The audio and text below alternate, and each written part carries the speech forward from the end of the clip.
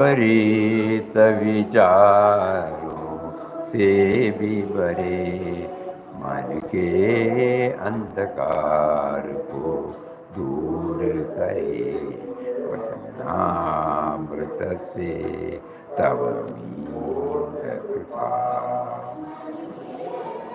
अंधकार को दूर करे वचनामृत से तव बोध कृपा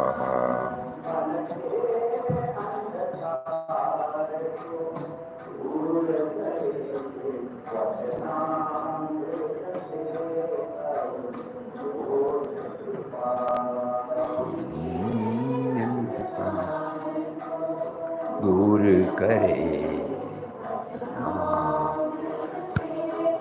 भवबोध कृपा गुरुदेव तव महनीय कृपा गुरुदेव तव महनीय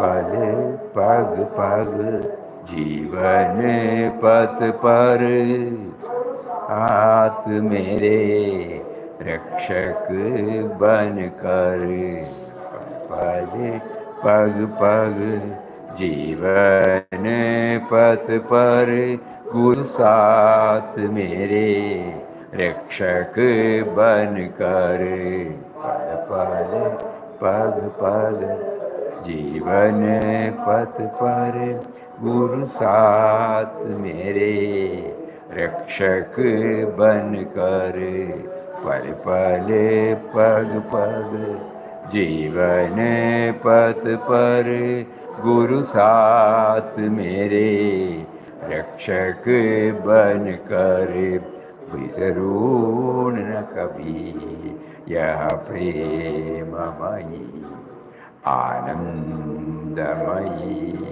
महनीय कृपा बिसरून कभी यह प्रेममयी आनंदमयी महनीय कृपा बिसरून कभी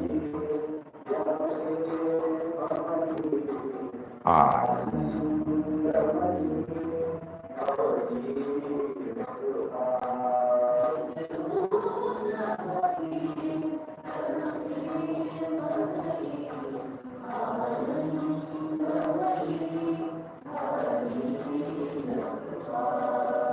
गुरुदेव तव महनीय गुरुदेव तव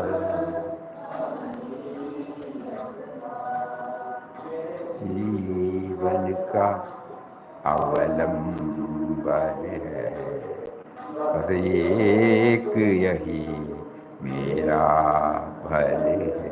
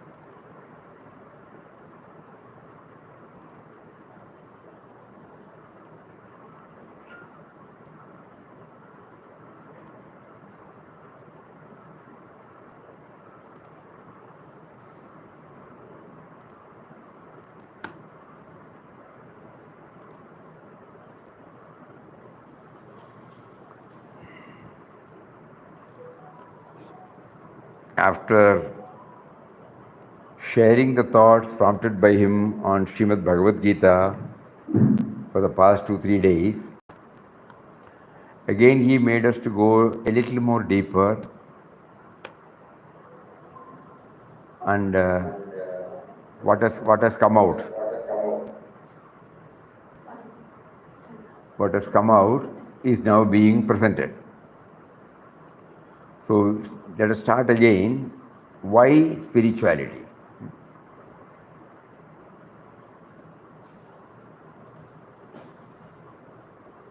Life is full of ups and downs. When we face successive failures, successive downs, as we know that in Papa's case, Vittal Rao was facing successive failure, one after another, one after another, one after another. So when we face successive downs, we get dispirited, dejected, dissatisfied, and seek or pray. From the bottom of the heart, the prayer then only comes for his interference, for requesting him to intervene and save us, so that our life becomes smooth, peaceful. Here masters tell us that our life is now based on, at the moment, now based on our likes and dislikes, our preferences and priorities, our rights and wrongs, our opinion, etc., and that we are not merely what we appear to be. Now, the whole thing, when we react to events and individuals, it is purely based upon our likes and dislikes, our preferences and priorities, our rights and wrongs, and our opinions, etc.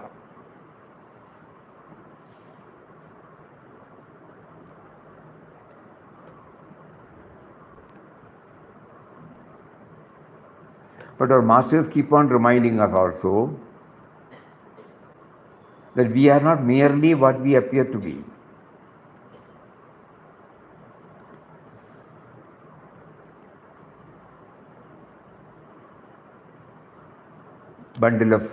We are means at the moment not a bundle of flesh, bones, blood and skin, nor a creature living and acting solely under the impulses and thoughts rising from the mind.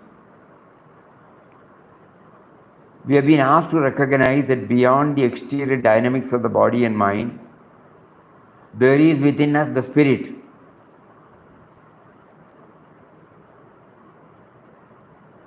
Our effort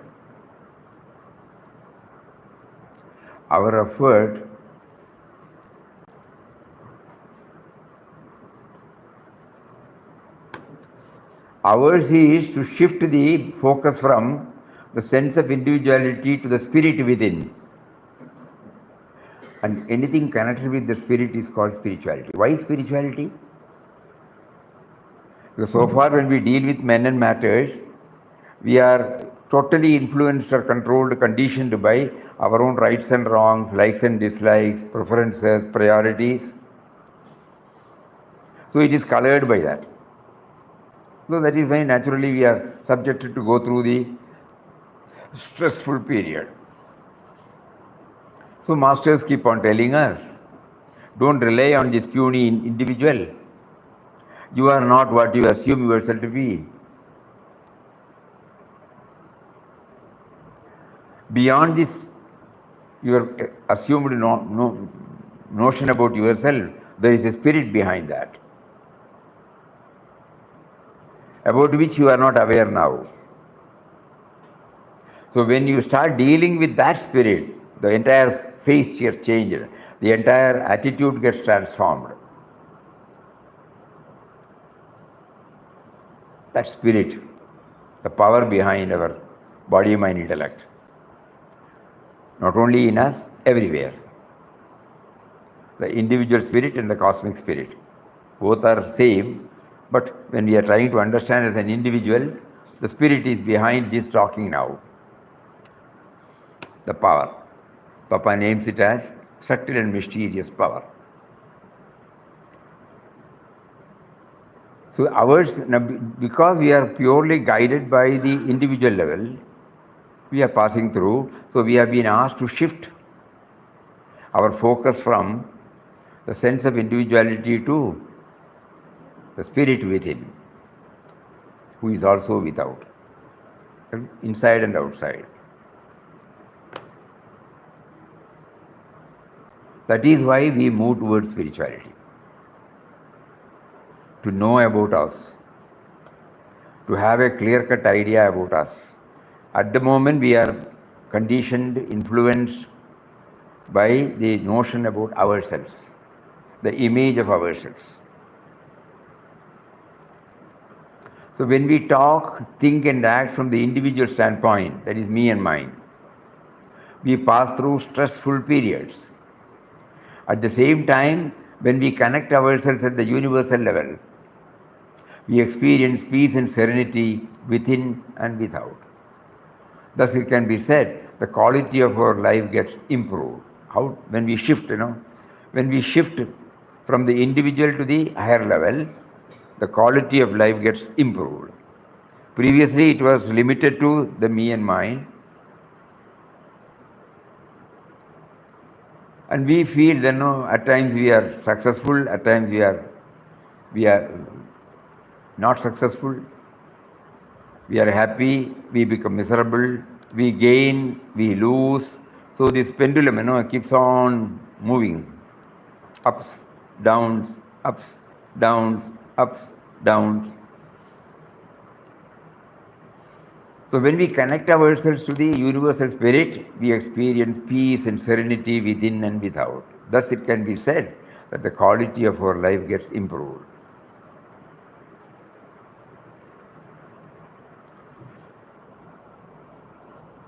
Normally, suppose we are a professional, we are a businessman, we are an agriculturist, we are a planter. When we are successful, we take the credit to ourselves. We feel it is because of our expertise, our dedication, our commitment to the ideal that we have succeeded. But we hardly recognize that we have been successful because we have been able to reach out. Suppose I am starting a new company, a new product, a consumer product. All my tests, all my statutory formalities, everything is over.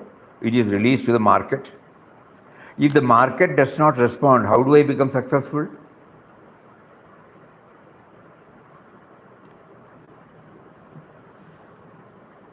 A doctor, immediately after his course of studies and internship, when he sets up the practice, either either by himself or joining an hospital, how does he gain more and more acceptance? Only because the patients start coming. A good hotel, a good advocate, a good cook, a good teacher, a good farmer. I produce, but the produce has to be bought by many others. So if this dimension I normally I don't recognize, I attribute it only my success. But a little reflective thinking will realize that my success is purely dependent upon the factors other than me, a larger family. The more you are able to reach,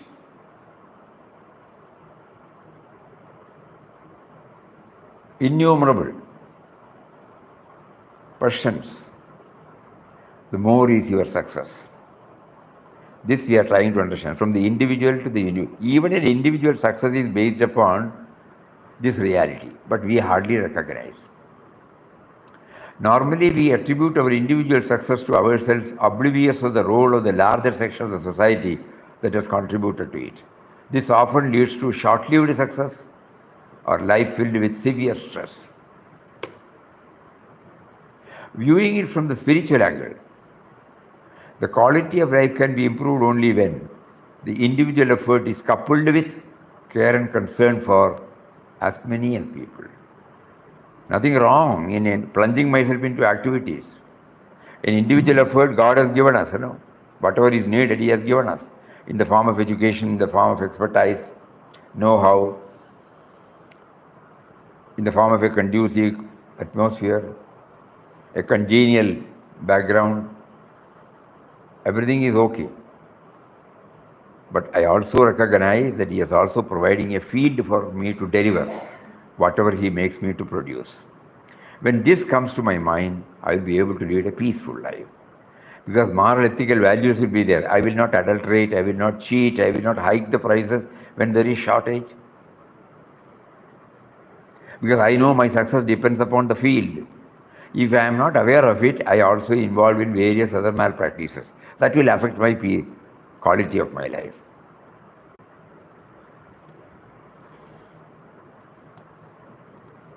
So at the same time, activity in the world, whatever form it might take, as circumstances and conditions demand, is not a thing to be shunned or renounced. What is needed is to divinize life through the attainment of freedom from the individual sense by the mergence of it into God, who is at once the soul, the universe, the all-transcendent, all-inclusive truth. We have just now seen that. Not merely from the individual standpoint. We must also be equally conscious of the higher dimension, which is contributing.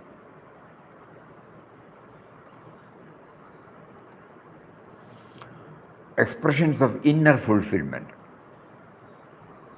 Spiritualizing our activities expresses in the form of spontaneity of life born of egoless purity and innocence, a consciousness of immortal freedom, and a condition of perfect divine ecstasy and peace.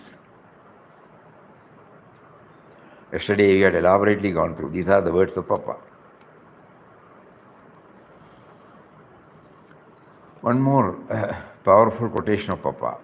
Earth is the theatre on which we play the game of life. It is the scene where we live and struggle to attain the supreme beatitude of life. It is the karma bhumi, the place where our physical body is shaped and born, on which it lives and acts, into which it ultimately returns and dissolves. It is the dharmakshetra, the field in which we prepare ourselves for our ultimate destiny of liberation and realization. It is on the earth that we put into practice the loftiest principles by which we recognize our relationship with all beings. It is here that we train and fit ourselves through self-control and discipline for the final plunge into the infinite ocean of spiritual light, power, and joy. That means this particular quotation reminds us the life now God has given us, is a precious life. Because only through this human life we will know this is the gateway for our freedom. So it has, we hardly take it in that spirit. That is why Papa was emphatic in clearing it. Earth is the theatre on which we play the game of life. It is the scene where we live and struggle to attain the supreme beatitude of life. It is the karma bhumi, the place where our physical body is shaped and born, on which it lives and acts, into which it ultimately returns and dissolves. It is the dharmakshetra, the field in which we prepare ourselves for our ultimate destiny of liberation and realization. It is on the earth that we put into practice the loftiest principles by which we recognize our relationship with all beings. It is here that we train and fit ourselves through self-control and discipline for the final plunge into the infinite ocean of spiritual light, power, and joy. Beloved Papa says, behold divinity in every aspect of this world, Leela. Earth is the theatre, this karma bhumi, this dharmakshetra. So behold divinity in every aspect of this world, Leela. Verily, it is He at play in our beings and creatures. When this much we have understood, what is spirituality, how to improve the quality of our life, what are its expressions, and why do we do it here? Because this is the field has been given to us. So through these words, behold divinity, That is the master key to open the treasure chest of Srimad Bhagavad Gita. So a ground is prepared to enter into Bhagavad Gita. If you are very clear about the goal to be scaled, then the purpose of going through the Bhagavad Gita will be fully served. Otherwise, it might slip into an academic exercise. We are trying to make ourselves clear that we are trying to understand the spirit behind our assumed personality, number one. Beyond the exterior, what is flesh, blood, bone, body, there is a spirit behind it. That spirit you want to know. Anything based upon that spirit stands for the power, the cosmic power, expressing through the individual power. At the moment, we are not aware of this. We limit ourselves to the sense of individuality. So naturally, today, ups and downs are there. So we are slowly being led to shift our attention from the personal to the impersonal, the individual to the universal. One example is, whenever we find any success in any line, normally we attribute it to ourselves and hardly recognize the role played by the factors other than us. A teacher is, the teacher's name and fame spreads when the students are there, the doctors, when the patients go there, the advocate, when the clients go there, Anywhere, in any field, every company, every product, every vehicle, every company, because the more you buy, the more, that means the field, we hardly think about it. Because we don't think about it, we attribute it to our own success, and naturally, in many cases, I won't say all, in many cases, when this predominates in our mind, my success, I should prosper, I should do, then some malpractices or unethical ways are also stepping into it. But the moment we realize that not only God has given us the spirit which is seated within, has given us this opportunity to plunge into these activities, and at the same time, He is helping us through a larger dimension, the whole face gets changed, transformed.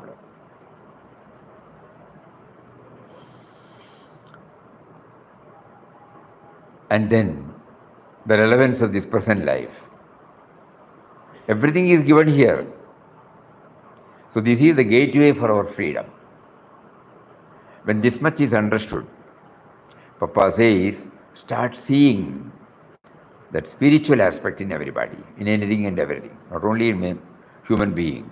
Spiritual aspect in objects, in persons, in situations. That will change the whole approach to life. So that is what is called the key to the treasure chest. Srimad Bhagavad Gita, to open the treasure chest Bhagavad Gita, this introduction might help us.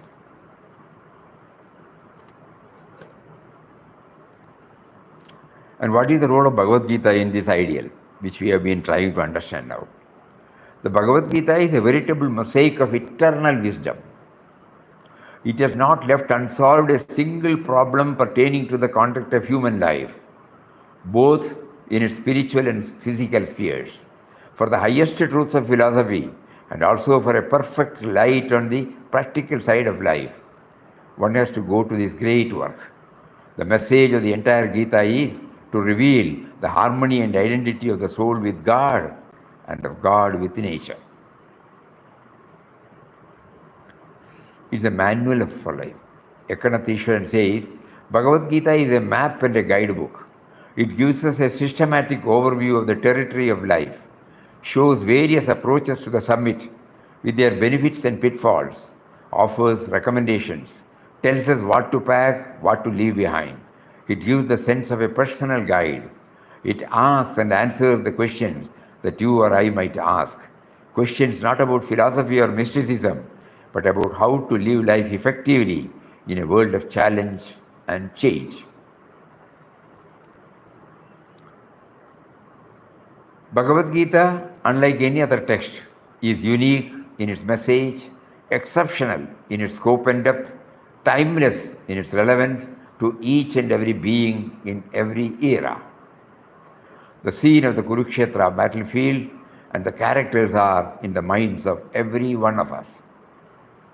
Lord Krishna stands for the indwelling reality, Arjuna represents the sense of individuality, Kauravas denote the negative and downpulling forces, Pandavas symbolize the positive and elevating forces, and finally the field of Kurukshetra is the world of everyone within and without.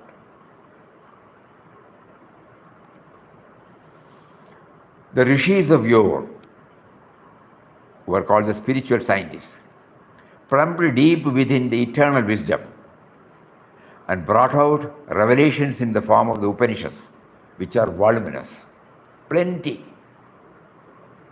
Some have been unearthed, that's all. Hence, to make it easily accessible to the masses, the essence has been extracted and presented in the form of Srimad Bhagavad Gita. This is clear from the following Dhyana Sloka. Sarvopanishado gavo tokta gopalanandanaha partho vassa sudhir bhokta tugdam gitamrutam mahad. All the Upanishads are the cow, the milkman is the cowherd boy, Sri Krishna, Partha or Arjuna is the calf, men and women of purified intellect are the drinkers, and the supreme nectar Gita is the milk. So there is an eligibility column here. That unless we, now TV is there, but if we don't connect to the particular channel, we will not get it, though it is there in the air. So unless we connect ourselves with that, we will not be able to. Otherwise, it is a simple text. So here, when we say purified intellect are the drinkers, we can interpret it as when I relate myself, when I connect myself to the theme, is there any guideline which can help me to have a peaceful, serene, prosperous, successful method by which the individual life, family life, professional life, social life, if it can be improved, yes, I would like to. This is what I want, because immediately after the session, we are all going back to these levels only. Those of us who are feeling that we are doing some seva in the ashram, others, family people, others, retired people who have got some commitment, others who are employed people, others who are a part of the society, social beings. All of us go back to that field only. We are not sitting with this. So immediately after that, the field is given to us in our respective areas. There, how are we in a position to harmonize things? If this question comes, and if there is anything in the Bhagavad Gita where I can get, that is how I tune my mind to the Gita theme, believing the words of our masters who have gone deep into it, and they say, yes, it offers an answer for the man on the field. When Papa emphatically says that there is not a single problem left unsolved by Bhagavad Gita, I go with that mindset. So this is what this Dhyana Sloka gives us some idea about Srimad Bhagavad Gita. As beginners, we make initial visits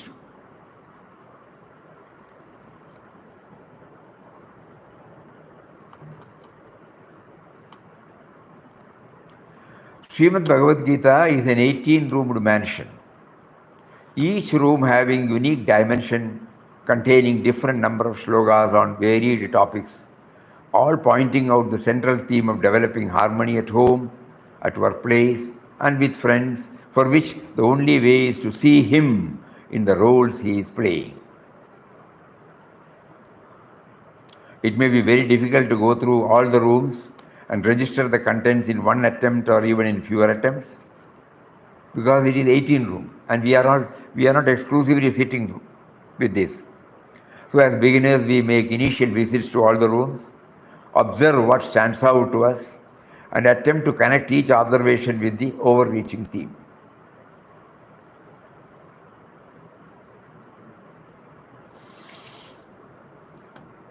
Regular revisits to each room will gradually provide greater clarity on the thread that runs through them all.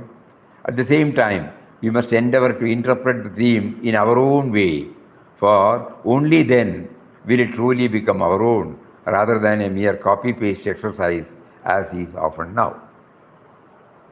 That is textual knowledge. We are trying to differentiate between the textual knowledge and a clue for an experiential knowledge. Here we have been prompted to more and more concentrate upon this second aspect, not the textual knowledge. Because that is not going to help us. It will be there nice at the intellectual level. There is some thrill in it, that's all.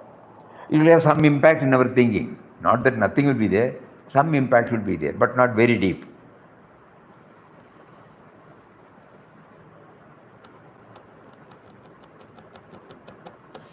We remember the person who was rendering this, we have shared this, but now again it comes to Srimad Bhagavatam in Delhi, Kochi Guruvayurappan temple. Every year he goes there, a very dedicated bhakta.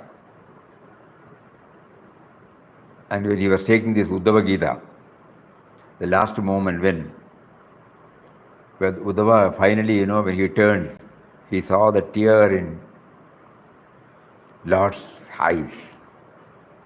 Immediately his tears started coming. And after some time, when he was back to himself, he openly confessed, I have been reading this Mahabhagavatam and this Uddhava Gita how many times in how many places.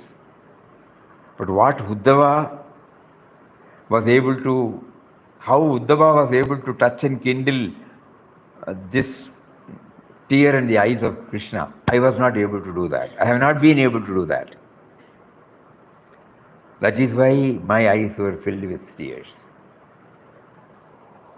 He was such a bhakta, so that when he pleaded, appealed, and so many, he requested so many things, and finally when he was made known that he has to now depart from Lord Krishna, and finally he took the Paduka of Lord Krishna, and then when he was about to move, finally he also, because of his attachment to the form, dedication to the form, he also turned, and at that time what he saw was,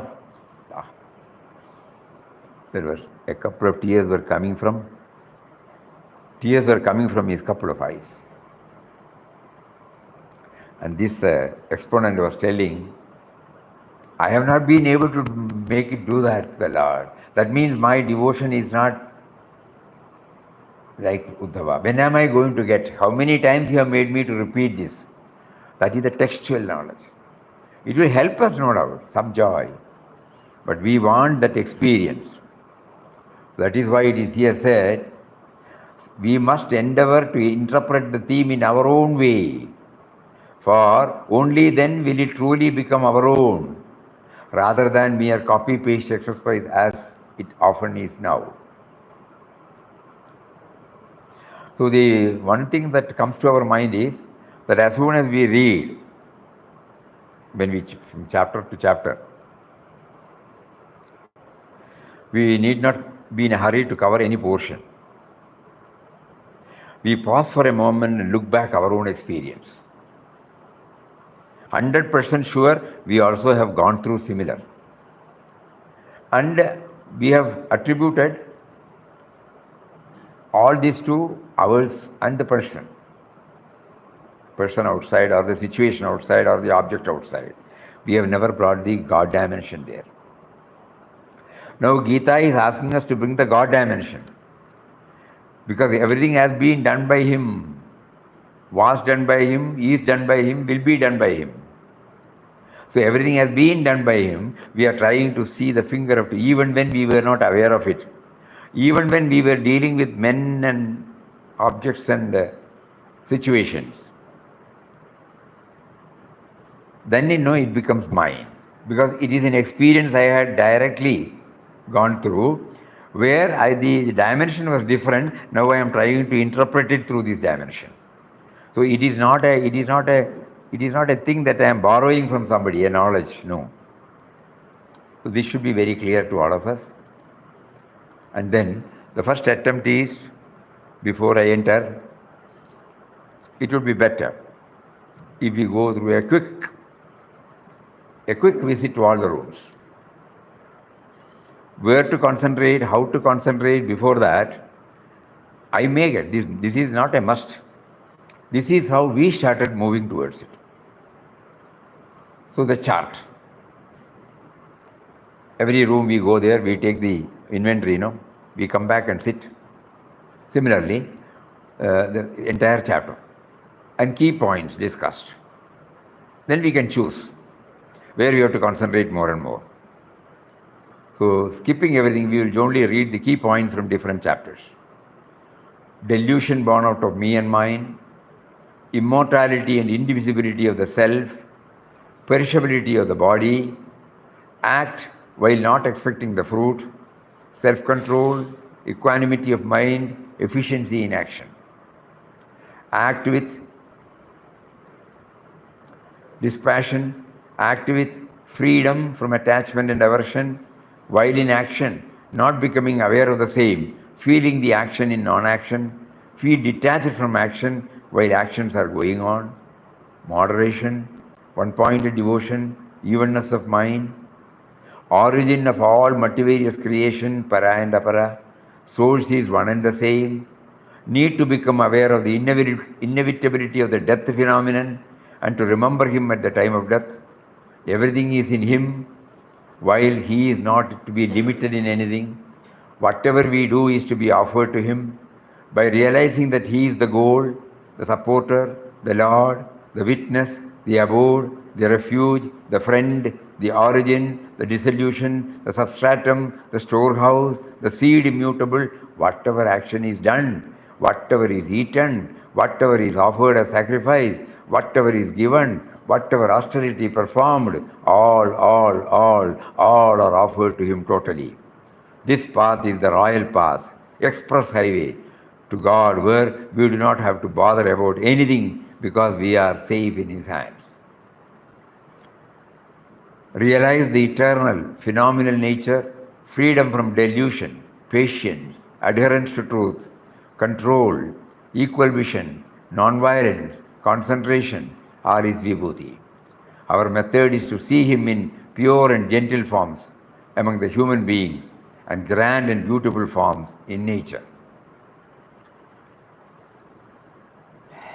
The Lord assures that when devotion is developed in that particular event or person or object in bhaktas to know and love Him, He will take those bhaktas unto Himself. He is present in different manifestations, has different attributes. Wherever a greater manifestation of energy, beneficial and uplifting humanity become expressive, we should know that He is present there. He is more conspicuous. He is present everywhere. He is more conspicuous, more clear. A portion of His own infinite nature is present. The Lord is present in different objects, has different attributes, that we find joy in them and feel a kind of relationship with them. The Lord says that He who is free from enmity to all creatures, who is ever engrossed in serving the world impartially, without any expectation, who dedicates all his actions to Him, who is full of devotion, who forgives all and is detached and full of love, becomes an instrument of Him. Definition of the dearest devotee of God: malice towards none, friendship towards all, compassionate, dveshta sarvabhutana, friendliness, maitra karuna evaja, nirmamo, free from mamatva, me and mine, nirahankar, free from me and I, nirmamo, nirahankara, samadukka sugakshami, keeping a same equanimity in dukkha and sukha, kshami, endurance, samadukka sugakshami, santushta satatam yogi, always content, always rooted in God thought, satatam yogi, yatatma, dridhanishya, firmly grounded, and finally, everything he submits, or what you call, dedicates to me. Mayarpita manobuddhihi. Tache bhakta is dear to me. So clear-cut ideas, not any half-assed. Clear-cut ideas. 12th chapter. Then in the 13th chapter, separate the body and the knower of the body. I know I have the body. We will come to that. At the moment, our identity with the body, our identification with the body is complete. But this particular chapter helps us. Body is a kshetra, and the knower of the body is the kshetrajna. And there are some values, human values. Then 14th is 3 gunas. All of us are, the moment we get up in the morning, till we retire to bed, these 3 gunas are there always in us, in different degrees. A knowledge about that. They bind the immutable being. And twin Purushottama Yoga. To know Him is jnana, to love Him is bhakti, to serve Him is karma. There are 2 beings in the world, perishable and imperishable. At the same time, there is Purushottama pervading everything and sustaining in them, both in the perishable and the imperishable. Then, elevating and downpulling forces are inside us, and by becoming aware of the same, hold on to the elevating ones. Then, austerity in body, mind, speech, sattvic in food, yajna, dana, tapas. Without shraddha, when austerity is performed, it is called asat. And finally, the 18th chapter. Total surrender clears all delusions, resulting in total effacement of the sense of individuality, thus becoming one with Him. A quick glance, we have just scribbled something coming out of it. And then we start thinking which one I should now plunge deep. Let it be there. Now we will try to go through chapter-wise. The battlefield of Kurukshetra, the venue for the pre-scripted drama, start with the theme contained in the first chapter. The first sloga, through the words of Dhritarashtra, draws our attention to the cardinal mistake we are made to commit by allowing our mind to get dominated with the me and mine behind all our thoughts, words and deeds. And this is the root cause of all battles and conflicts in our own life, resulting in not becoming aware of His presence. Not knowing the origin of ourselves and the world of creation outside, that could be the instrumental cause for the dominance of me and mine. Because we start from our me and mine, The me and mine is centered on this body first. So where from the body came, we have not applied our mind. If at all we have applied, we attribute it to our parents, that's all.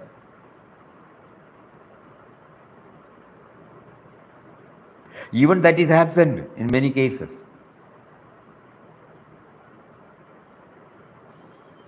After we reach a stage, we hardly remember about they are put in hospice or whatever, old age homes. So even in our worldly level also, we don't. But when we start exploring where from we have come, we feel we have come from them. Okay, the body has been given to us by them. But later on we understand that we don't. They were also born to their parents. They were also born to their parents. So they can't be the first cause. They cannot be the first origin. So not knowing the origin of ourselves and the world of creations outside could be the instrumental. That is why the dominance of me and mine. We are talking about the me and mine. First chapter deals with, according to us, it deals with.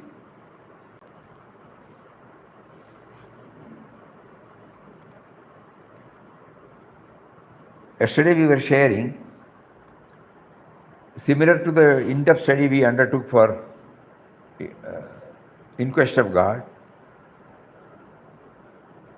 the first para of the first chapter, Papa says, it is full of stress.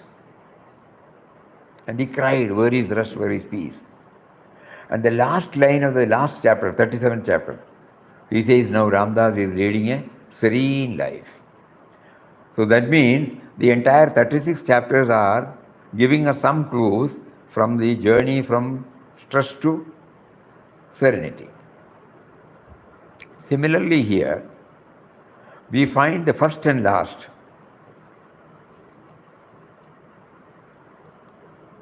This is one way of approach.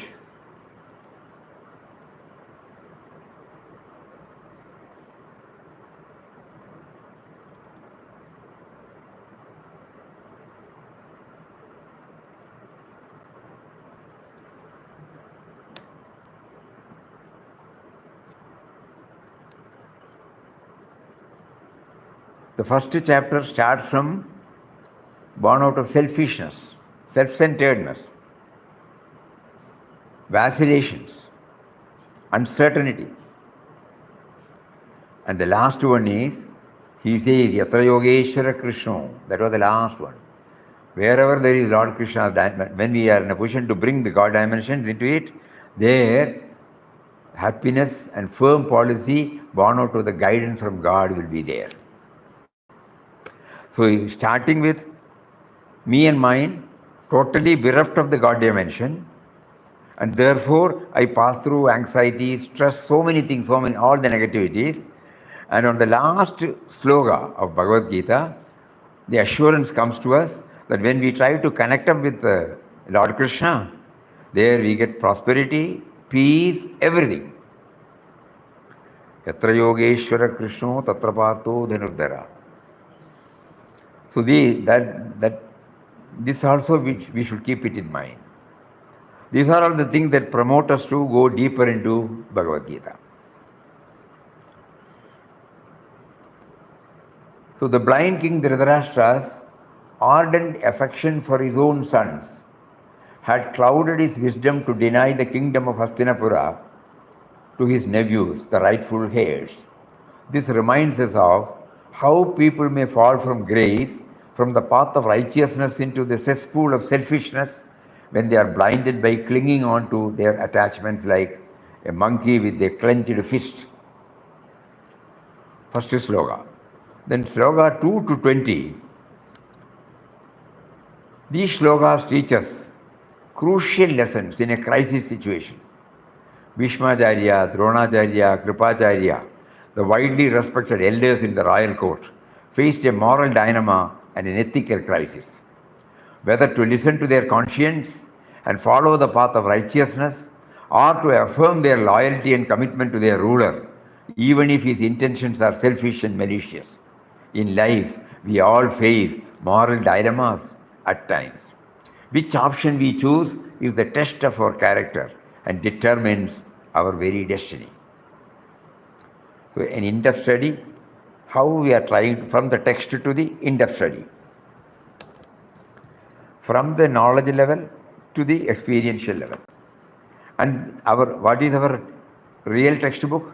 Our own experience so far lived. We try to connect up.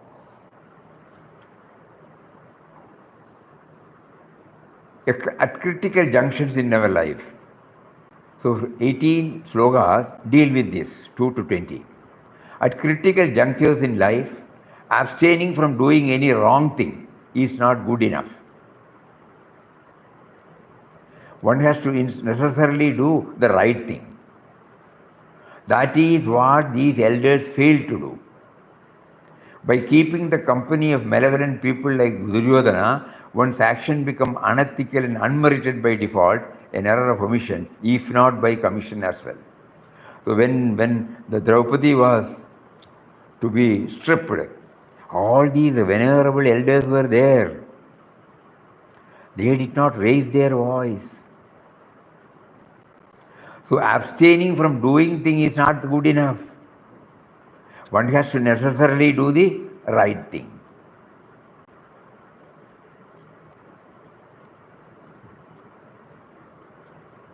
Then 21 to 47, there are 47 slokas.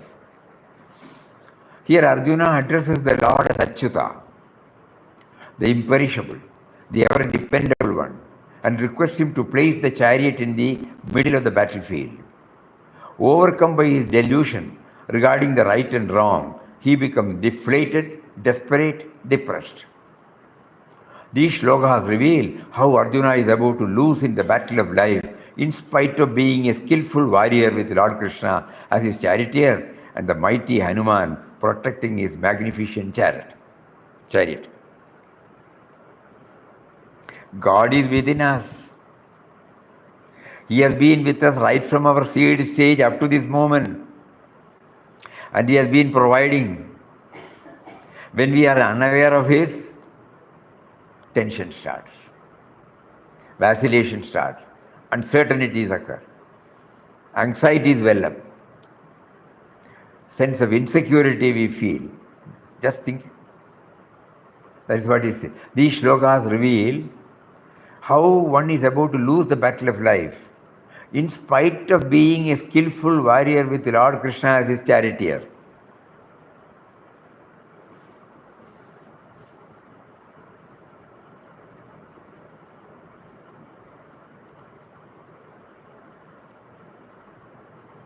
Here we have to repeat that Vinobaji's words.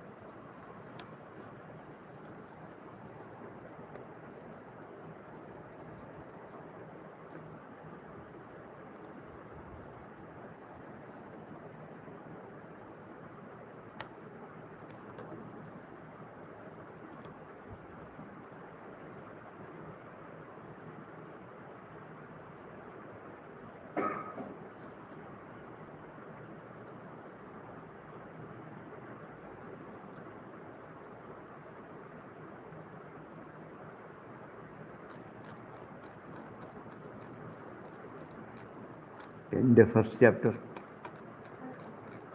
talks on the Gita. The introduction to Arjuna's condition helps us in greatly understanding the rest of the Gita. We should be grateful for this. It also helps us in another way. It reveals Arjuna's straightforwardness and honesty. The word Arjuna, in fact, means one who is honest, straightforward. Arjavam. He candidly told Krishna all that he felt and thought, hid nothing from him, and ultimately surrendered to him totally. In fact, he was already his devotee. When he made Krishna his charioteer and entrusted to him the reins of his horses, he had got ready to give into his hands the reins of his mind also. Let us do likewise.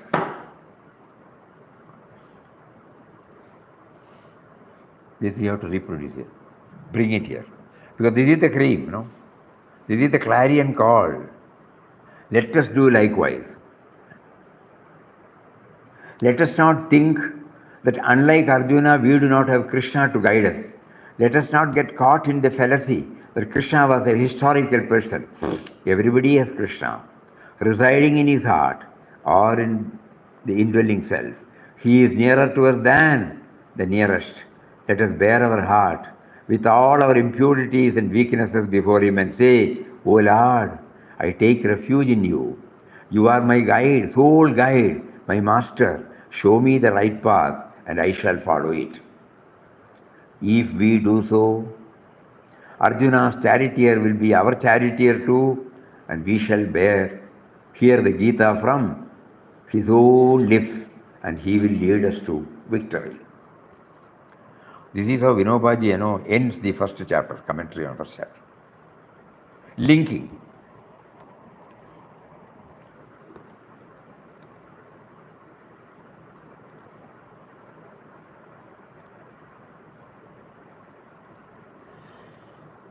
So,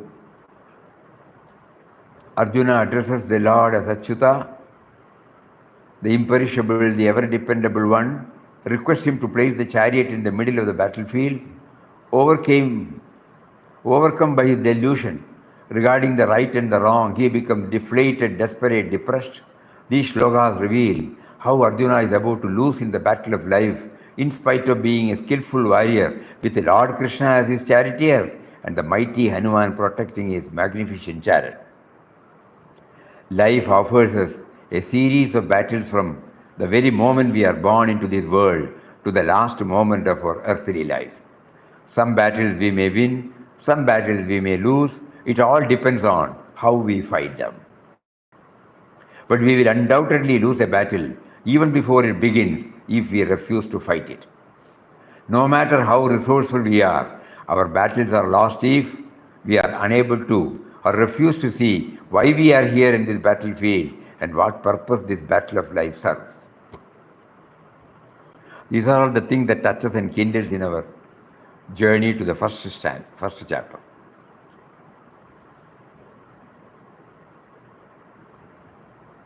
And what was the cause of Arjuna's dejection and depression? His delusion, his false thinking that brought his deeply ingrained, crystallized selfishness of me and mine in place of his worthy duty to fight his battle and administer justice. This word is Papa's, crystallized selfishness. First chapter gives us all these ideas. What we are all passing through at one time or another. If there is one single factor that holds back a person from reaching the heights he was supposed to reach, that could be his downpulling, self-restrictive tendency to cling on to his personalized, intimate attachments. Because Arjuna, when he said, Sevayor Ubhayor Madhye Sthavanam, when you go and place the chariot there, he started seeing. Then he was explaining to Krishna that they are my brother, they are my brothers, they are my cousin, they are my teachers, they are my elders, all from me. And that is why he said, I am not going to fight. The first chapter ends with that. Refusing to fight, put the Gandiva down. So here, that is, if there is one single factor that holds back a person from reaching the heights he was supposed to reach, that could be his downpulling, self-restrictive tendency to cling on to his personalized, intimate attachments. So what was the cause of Arjuna's dejection and depression? His delusion, his false thinking that brought his deeply ingrained, crystallized selfishness of me and mine in place of his worthy duty to fight his battle and administer justice. This is how the first chapter ends. So we will go back to second chapter. Second chapter is very elaborate. 72 slokas are there.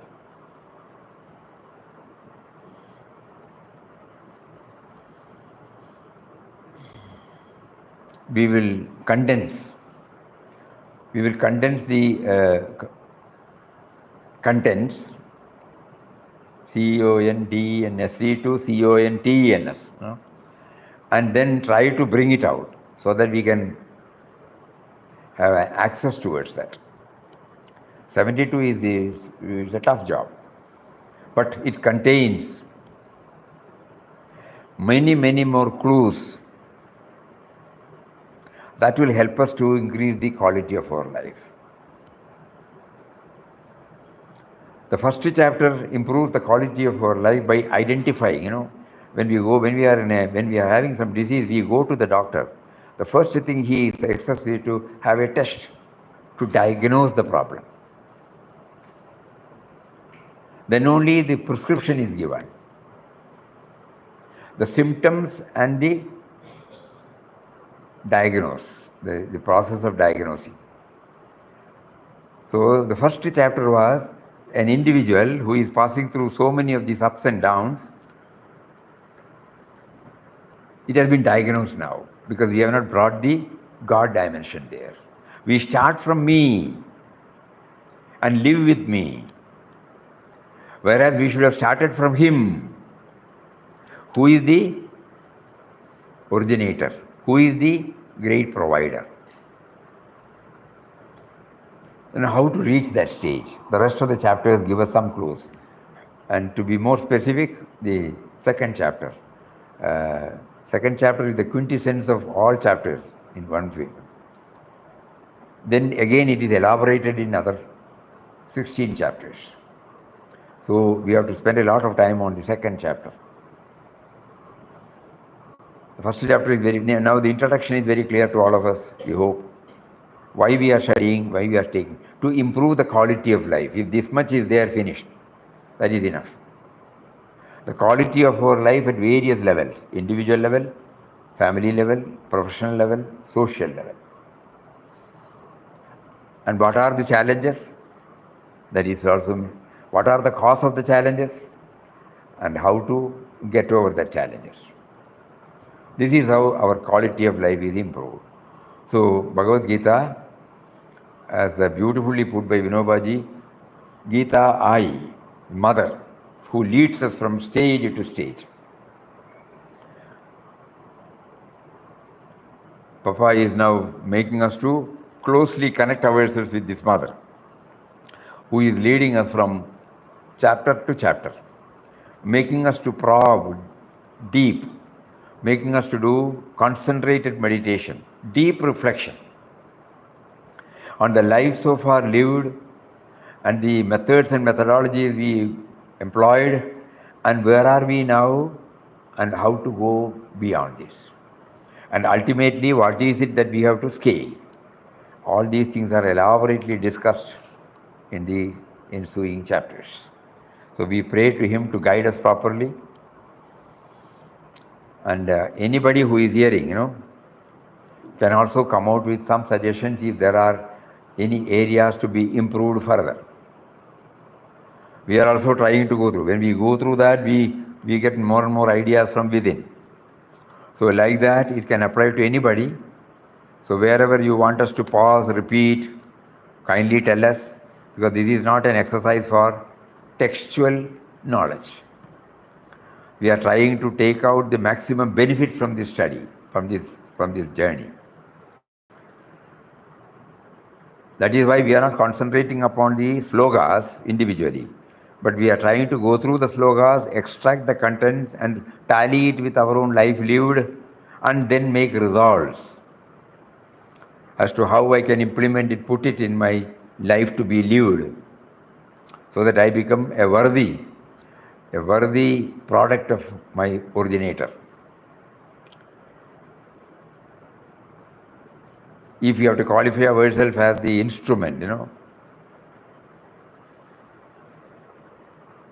Nimitta matram bhavasavya sajin, in 11th chapter he says, Nimitta matram, you become my instrument, then our problem will be solved. You are not doing anything. So I want to become a worthy instrument in his hands. Having been associated with Ananda Ashram and Papa's teachings for quite a long time, I still feel I am not. So I want to hand over lock, stock and barrel to him. I don't know how to hand over.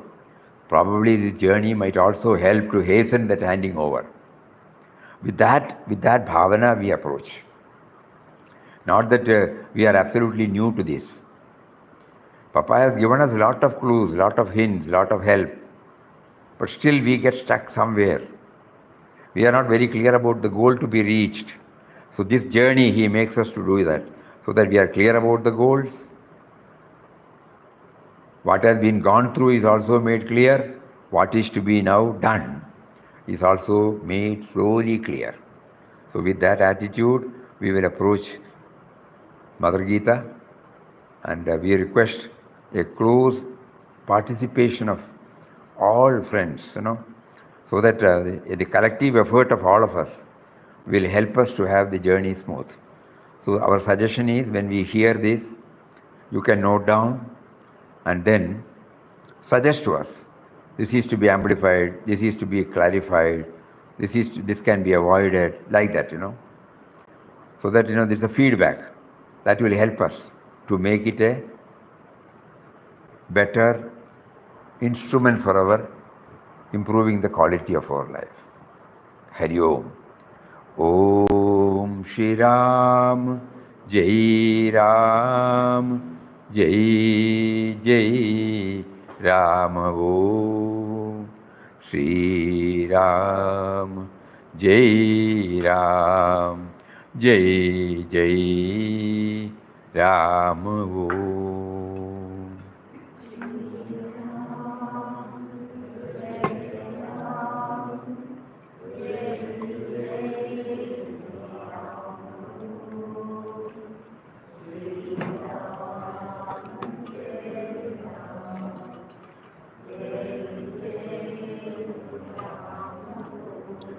Shri Ram, Jai Ram, Jai Jai Ram. Om Shri Ram, Jai Ram, Jai Jai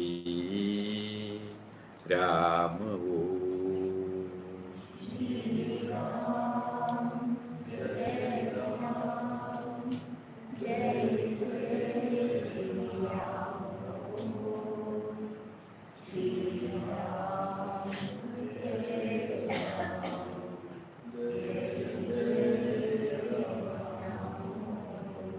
Shri Ram, Jai Ram, Jai Ram, Jai Ram, Jai Jai Ram. Shri Ram, Jai Ram, Jai Ram.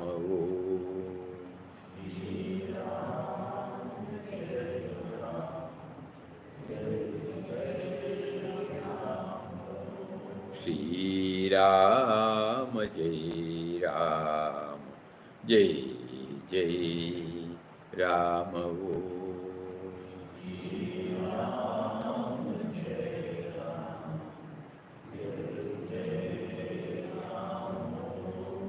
Shri Ram, Jai Ram, Jai Jai Ram.